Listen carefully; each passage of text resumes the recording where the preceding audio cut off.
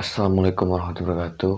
Kali ini saya akan menceritakan pengalaman seseorang yang sebelumnya kata dia sih belum pernah menceritakannya ke orang lain.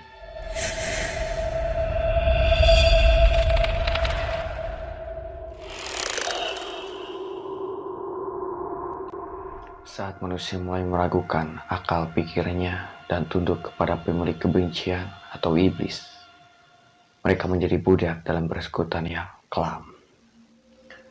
Seperti yang kalian tahu, manusia diberikan akal untuk berpikir, kekuatan jasmani untuk bekerja, dan kekuatan rohani untuk mempertahankan keyakinan mereka.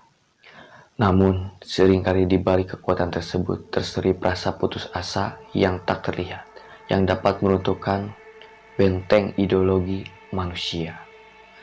Kisah ini terjadi di sebuah desa yang mulai memasuki era modern. Mereka yang dulu dukun sebagai orang pintar, sekarang digantikan oleh mereka yang berseragam. Perlu kalian ingat, cerita ini bisa saja fiktif atau kisah nyata karena aku juga dikirim oleh seseorang. Jadi kita lanjut aja ke ceritanya.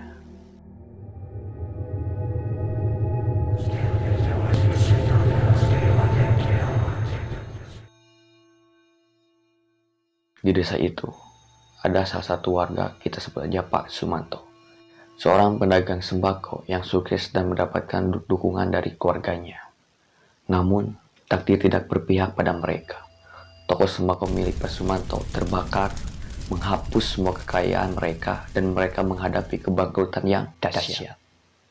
Saat itu, Nopita berlibur di rumah neneknya dan melihat banyak orang di rumah Sumanto dengan berteriak-teriak adu cekcok. Dan saat Nopita lagi bengong melihat ke rumah Sumanto, tiba-tiba neneknya berbicara tuh ke si Nopita. Dok, kamu lagi lihat apa kok bengong gitu, Dok? Nenek ngagetin aja. Enggak nih, aku cuma mau tanya. Kok itu banyak banget ya orang-orang di rumah itu sambil marah-marah gitu? Ada apa sih, Nek?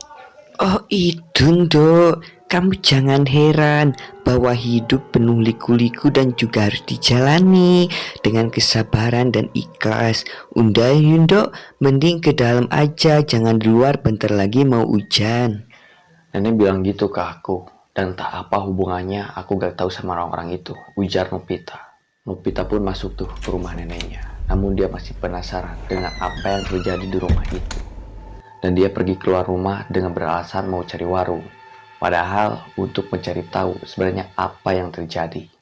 Setelah keluar rumah, kebetulan ada ibu-ibu tuh di sana yang sedang menggibah Pak Sumanto, dan si Nopita pun menguping. Ternyata orang-orang yang berdatangan ke rumah Sumanto untuk menagih hutang. Seminggu berlalu dan tampaknya jumlah orang-orang yang menagih hutang mulai berkurang. Nopita pun mulai penasaran tuh apakah hutang-hutang tersebut dilunasi atau ada alasan lain. Beberapa hari kemudian, Nopita melihat Pak Sumanto mulai usaha lagi dan tampaknya berhasil. Mereka bahkan memiliki mobil sekarang. Namun, ada sesuatu yang aneh dalam keluarga tersebut. Anak-anak Pak Sumanto tiba-tiba dimasukkan ke pondok pesantren.